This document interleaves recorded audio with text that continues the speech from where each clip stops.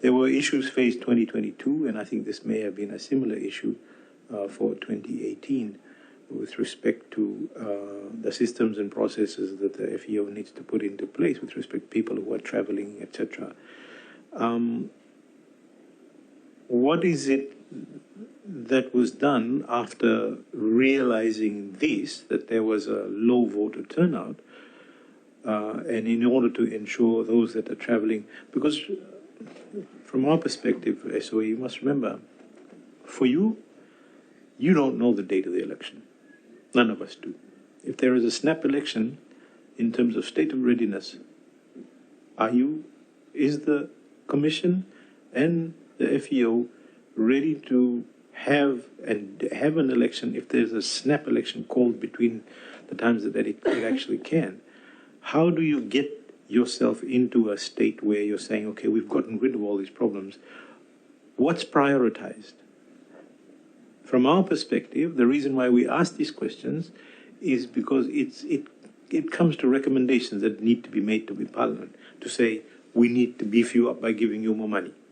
We need to beef up this particular area. We need to make sure that the schools are educated. We need to make sure that the immigration, maybe there's a system that can be put into that particular place. So, again, I hope you understand what I'm actually trying to say. All of this leads to, are you in a state of readiness to make sure that these problems don't occur, or at least we cover 80 to 90% of it? Or how is it that we can help as a committee to recommend to Parliament? Thank you, Chair.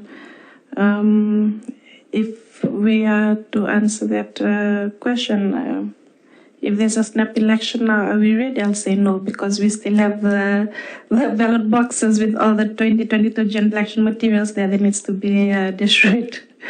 But with regards to the voter turnout, for this review, what we are prioritizing is our stakeholder engagement, using the civil society organization, if we are to look at that stakeholder, and using that avenue to start with our civic education, and then voter education, then voter awareness. What we missed out on in 2022 general election was the civic education bit. We've realized that we didn't do much, although there was a COVID-19 pandemic. That is not an excuse for us, as we are required to do voter awareness as per the law. But we didn't concentrate on the civic education bit, on the why you should vote. What we had concentrated on was come and vote.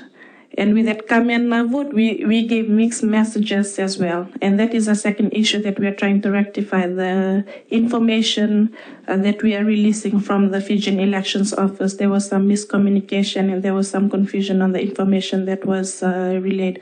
So for now, we have established and we have got our public relations, communications and public relations unit that is set up. But at the end of the day, it all comes back to money. And although we need that civic education bit, we just have one person now that is currently looking after it, which is Flory. We had requested for more in terms of the budget that could be assigned to her, but we all know that we need, the budget is tight at the moment and we need to make do with what's there.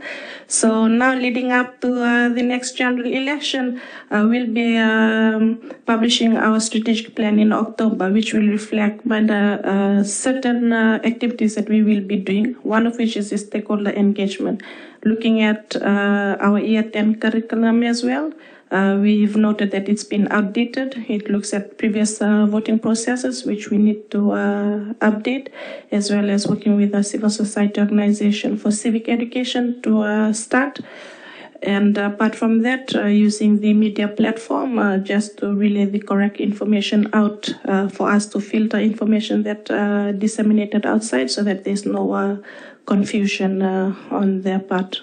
So those are the two main priority areas that we are working on now with the current budget that we have.